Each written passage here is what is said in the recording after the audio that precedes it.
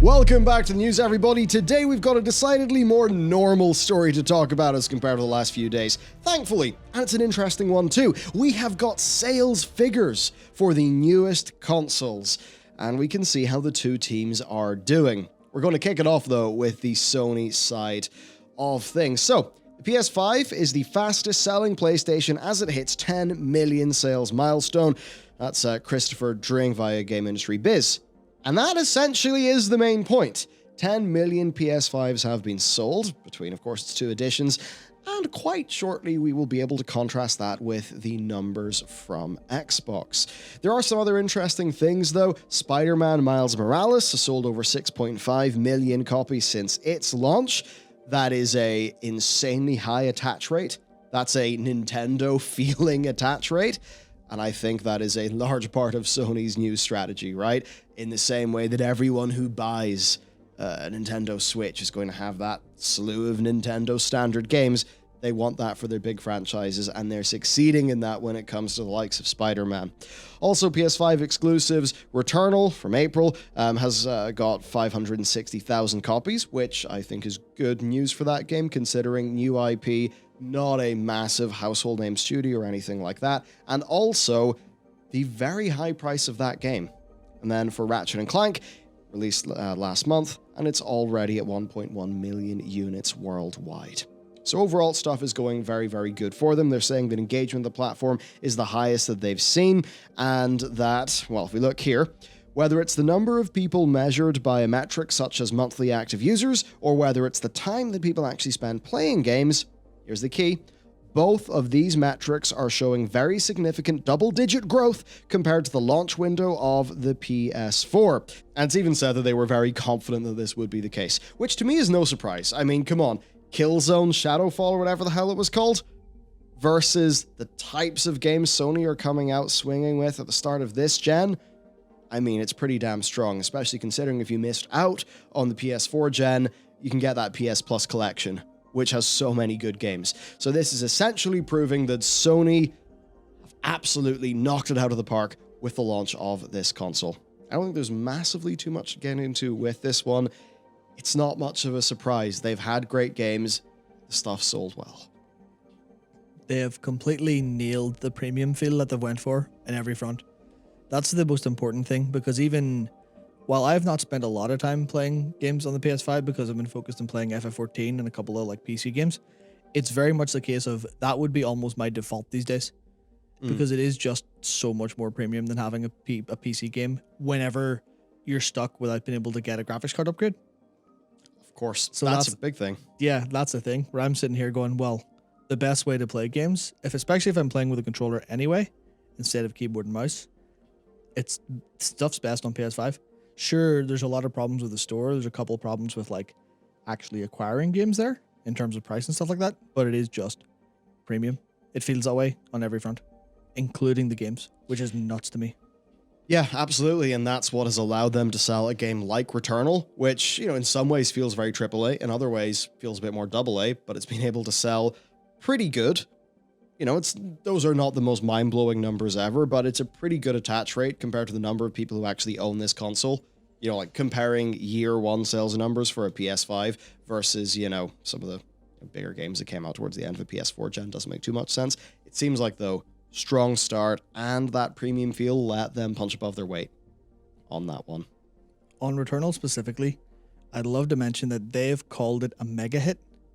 I can't remember if that was internally or externally, but it was some slide they did say Returnal was a mega hit.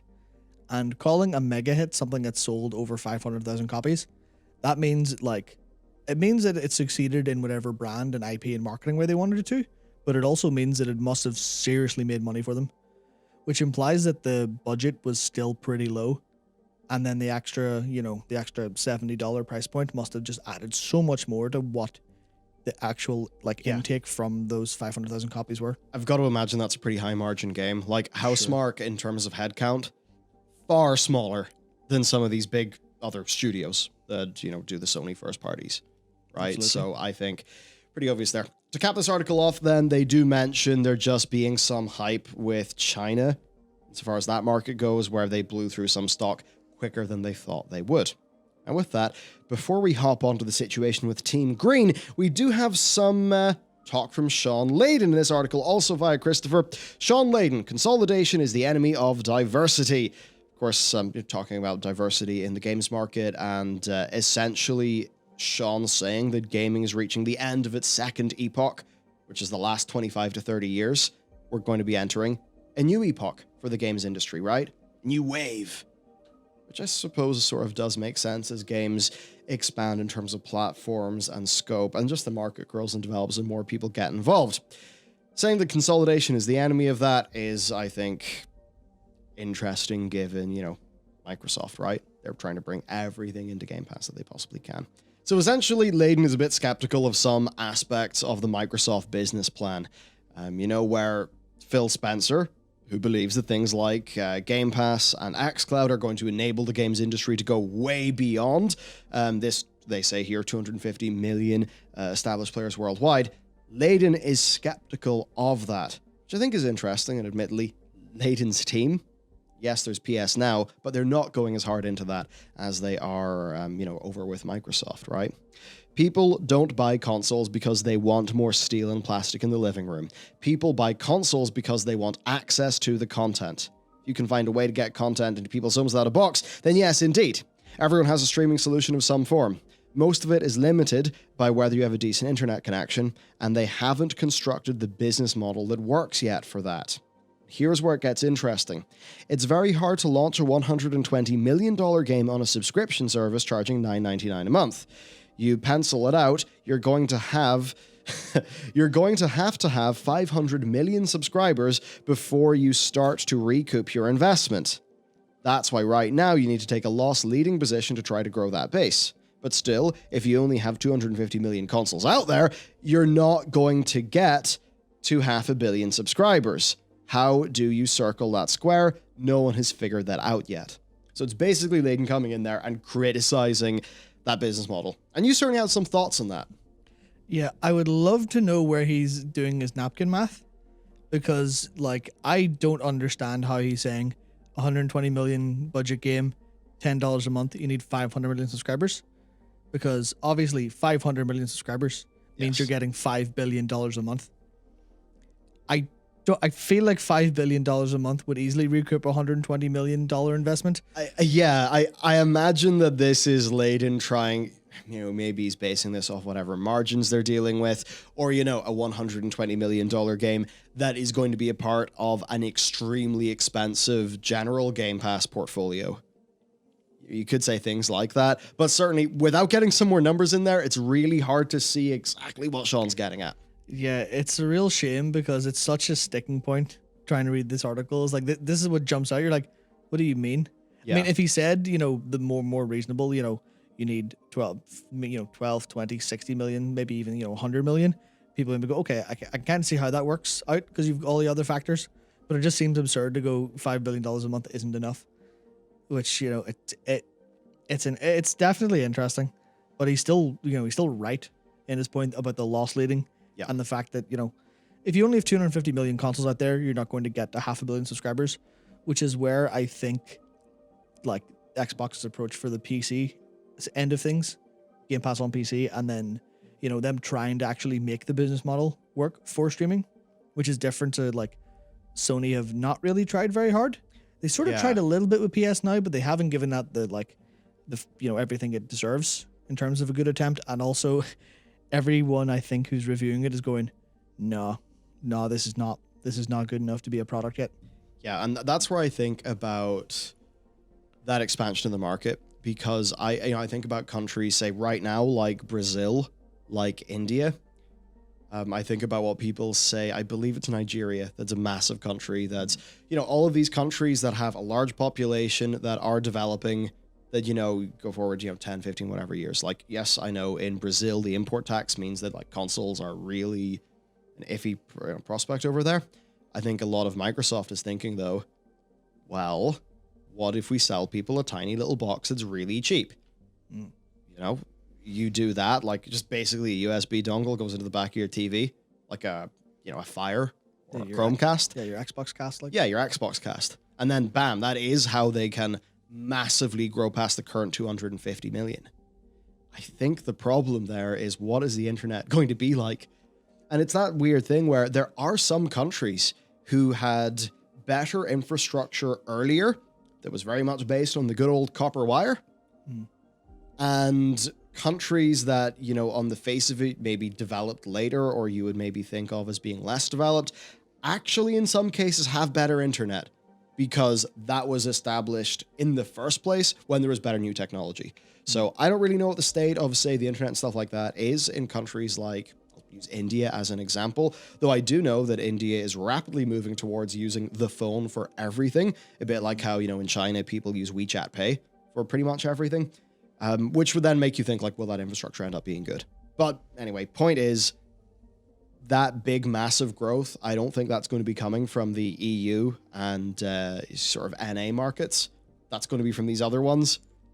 And I'm just thinking those are probably going to be, you know, lower revenue per customer. And there's probably challenges in entering those markets. So it's going to be interesting to see how that plays out. Yeah, I think it's great to see someone who, you know, leaves the industry and then can just talk about this so freely.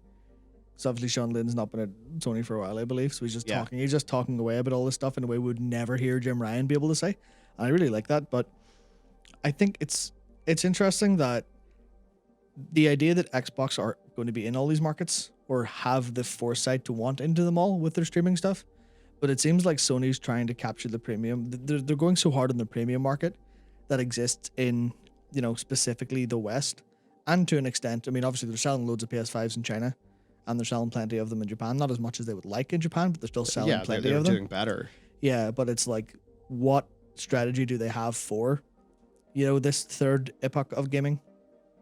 It's clear that if they have one, it's still a long way away from being publicly ready, which really leaves them on the back foot. Yeah, it basically makes the situation seem like Sony are ahead now because they're playing the older game excellently, but perhaps Microsoft is better poised for the future, and that's why it's time to move on to our next story, which is the Xbox Series X and S being the fastest selling Xbox consoles ever.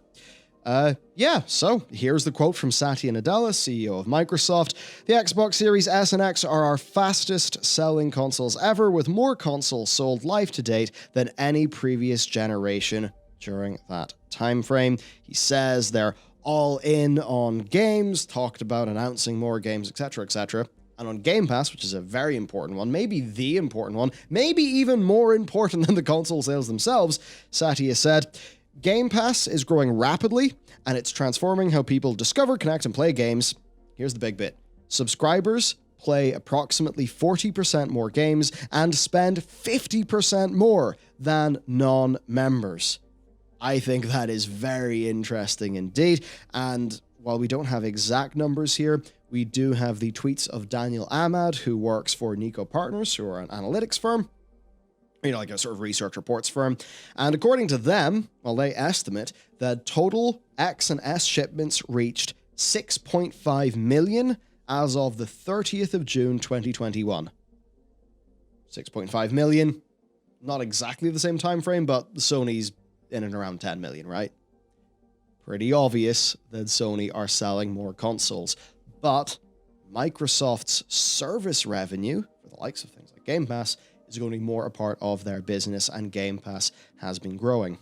Now, this is overall still very good news for Microsoft. It shows that two companies can be succeeding and doing well in the same market, because they had 5.7 million in the same time period for the Xbox One and 5 million for the 360, according to Nico Partners.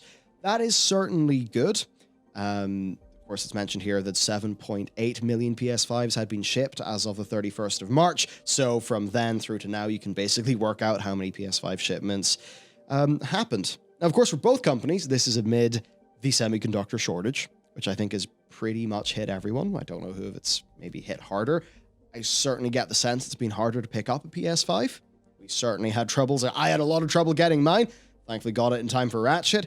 That essentially is the situation. I think for both of these consoles, there's probably more demand than supply, which in a way is a pretty damn good place for the industry to be in. And I think a key takeaway is, for a lot of games, like, as long as it's not a PC exclusive, pretty much any of these consoles, like, good luck getting a graphics card that can do what a Series X or PS5 does.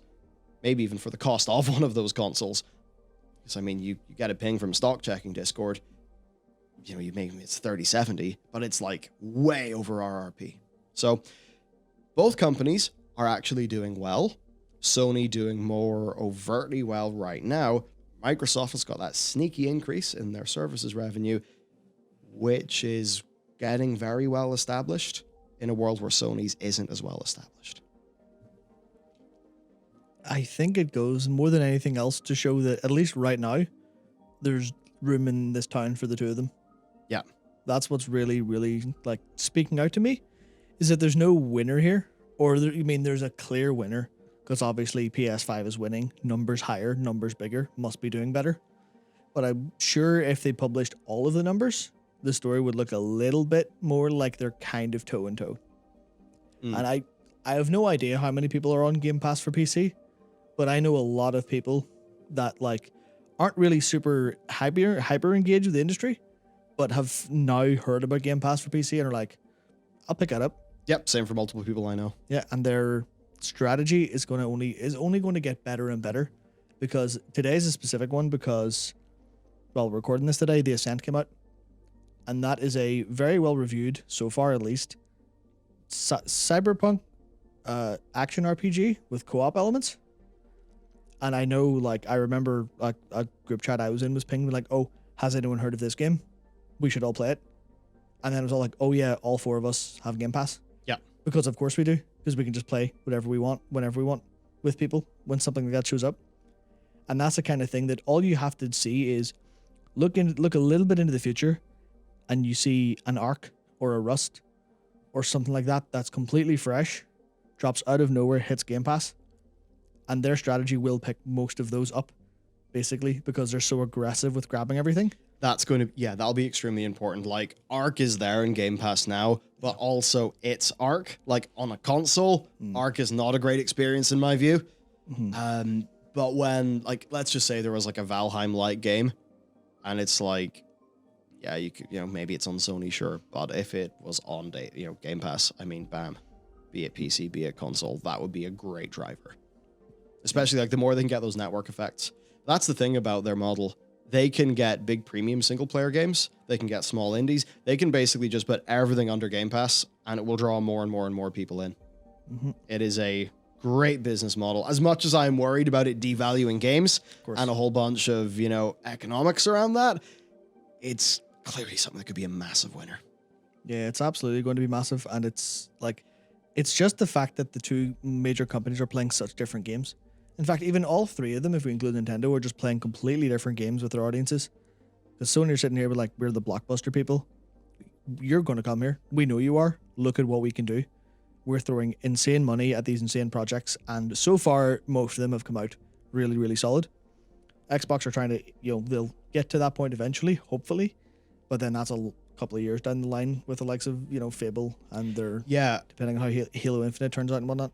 I guess that's actually a really big thing. If Microsoft can decently catch up with Sony on the blockbuster thing, then what else does Sony have?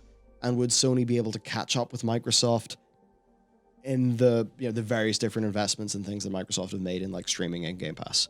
Probably going to be harder for Sony to catch up in that. Yeah. Especially with it seeming like Microsoft is just a lot more free and loose with its balance sheet.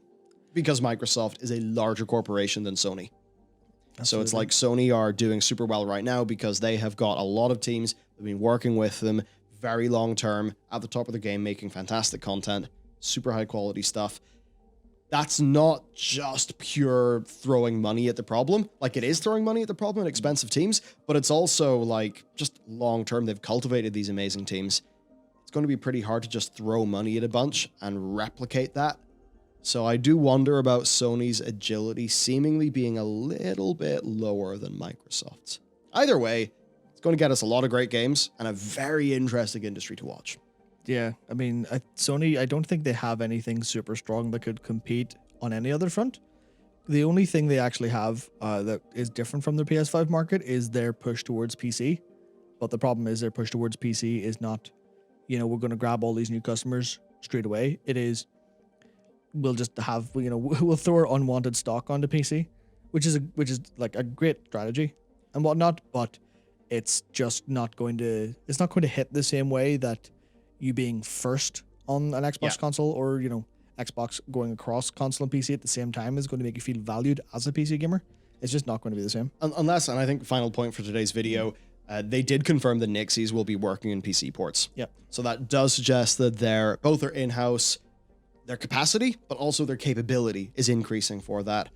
So we will have to see, does Sony open up more? Because at the end of the day, these consoles are sold as a loss leader because the real money is made from two places. Place number one is selling your own games. Place number two is taking a cut on your storefront for selling other people's games. Selling games is still the core part of the games business. Hardware is a means to do that, and also a means to capture and lock in an audience. So their PC moves, if they are only thinking about the money, will be quite aggressive. It's just they'll always want that incentive to exist, to go over to their walled garden and stay there. I think that's the main thing. Just have to see how it plays out. Yep, absolutely. Very exciting times. I can't wait to see the absolute bloodbath that will be this holiday season once supply constraints are gone. Yep, going to be big. So that's it for us. Let me know, what team do you think is doing the best right now? And what team do you think will be ahead in 15 years' time? Ooh, let us know if you make it to the end. Thank you for watching. There's other videos on the channel to check out, and we will see you next time.